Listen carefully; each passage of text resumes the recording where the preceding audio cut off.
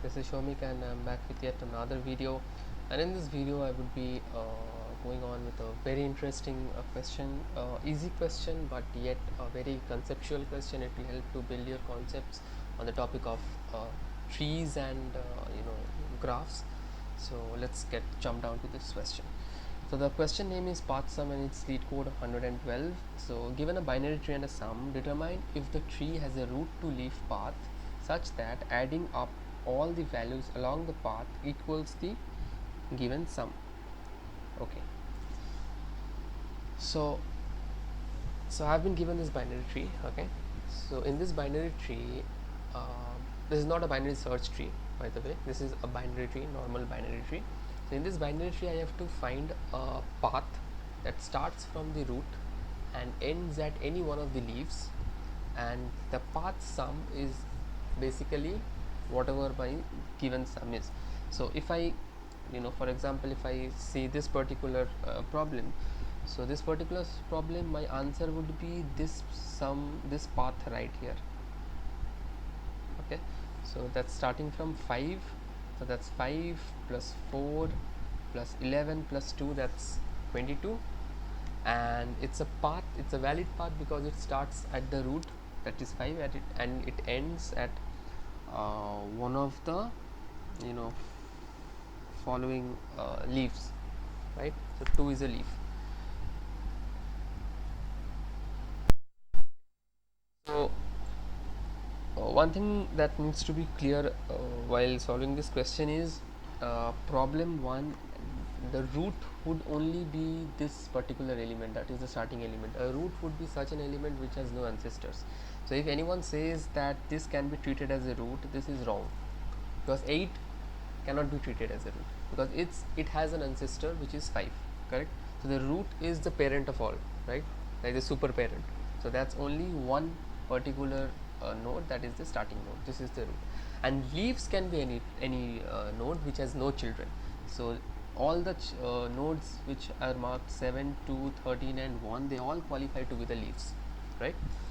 So let's assume I had a 1 over here. Okay, so let's assume I had a 1 over here, right? So this path 8, 13 and 1, this path also sums up to 22, but this is not a valid path because 8 is not the root, although 1 is the leaf element, but 8 is not the root, so this is not a valid path. The path should always start from a root.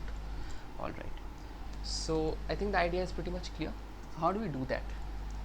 And also one thing, since it's a path is a continuous segment, so I cannot jump my nodes. I cannot go from 5 and I cannot have 11, jumping from 5 to 11 rather than taking 4, right?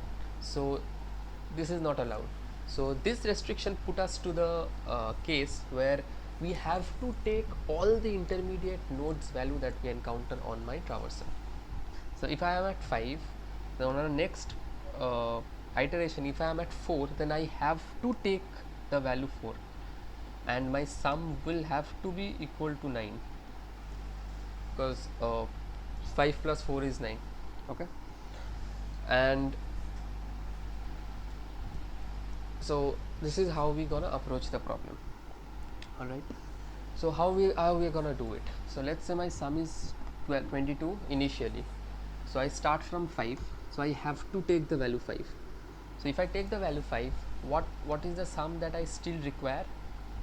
So I will require a sum of 17, correct? Because 22 minus 5, I have 5 in my in my basket, so I need 17 more numbers so that my sum becomes 22.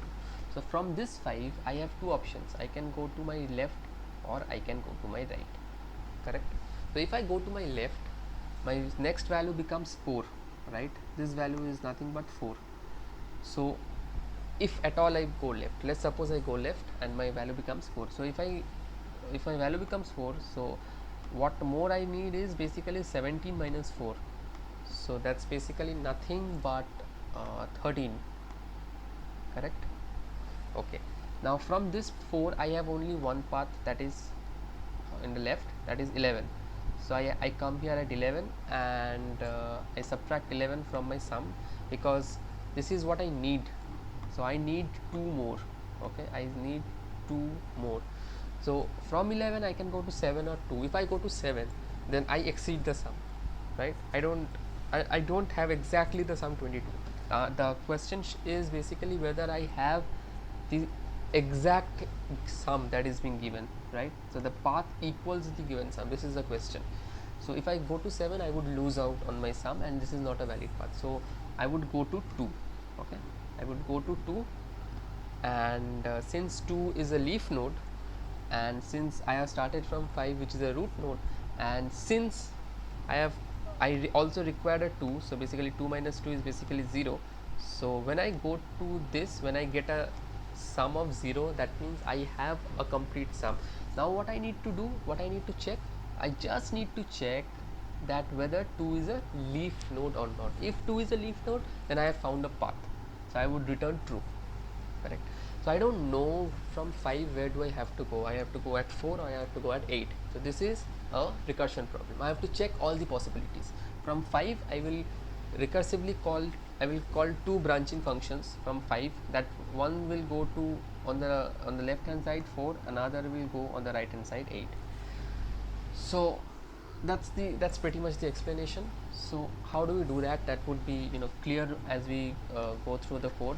So let me just return a value. Let's say return possible. So I would be writing this possible function. So basically I would return possible, and the the arguments would be root and sum. Yeah. So let's write the possible function. So this would be a bool function, correct? Okay.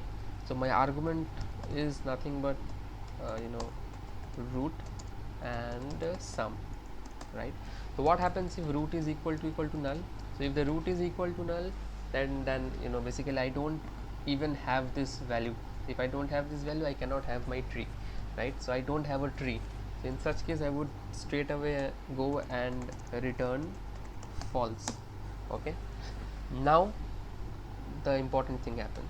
If root is a leaf node, okay, if root of left is equal to null, a leaf node is nothing but such a node whose left pointer and right pointer both are pointing towards null, because that's the only root which has no children. So if root of left equals to null, and root of right equals to null, right, and if taking this root value I can get my sum. So basically the required sum was 2, correct? The required sum until this step was 2. So after considering this leaf value, my sum has become 0, right? So if my sum becomes 0 after considering this leaf value, then I have found a valid path. So if my current node is a leaf, and the value of that particular leaf is equal to sum. Sum is not the whole sum is basically the required sum that we need.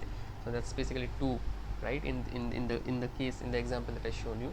So in such case I would just return true. That's it, because I have found a path. Now what I have to do, I have to recurse this function is now currently at the root, correct? So this function is currently at the root. So I would recurse the function for left and right. So when I recurse the function from left, so in the left subtree I would ask the function to find a sum of 17. I would not ask the function to find a sum of 22, because I have to consider the root, and the root's value is 5. 17 minus 5 is 7. So 22 minus 5 is 17, which is what I am looking for, right?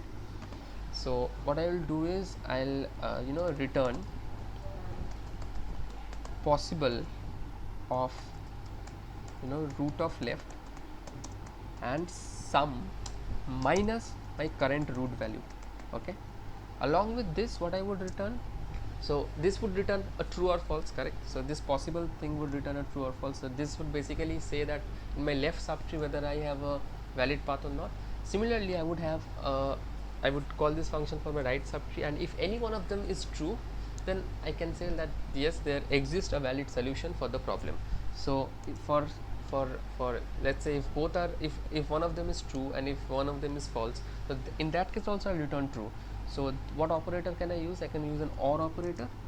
So I would return, you know, root of left and or root of right, correct?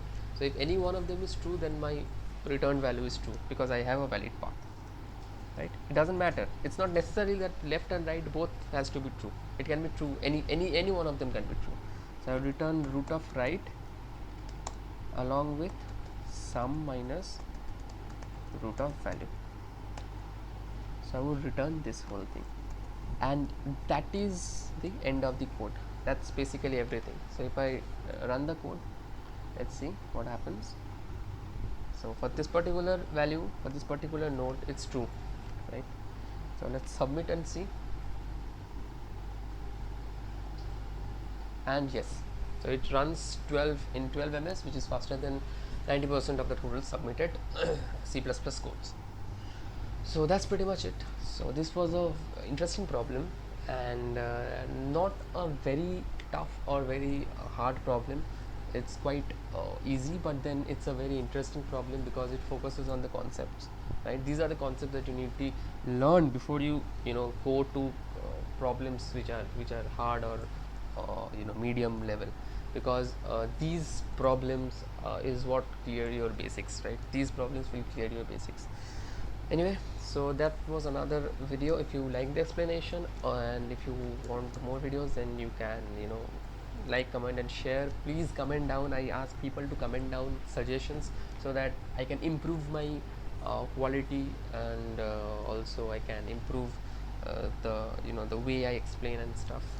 Thank you. And if you have any particular problem that in your mind that I need to do, please recommend me such problems. Thanks.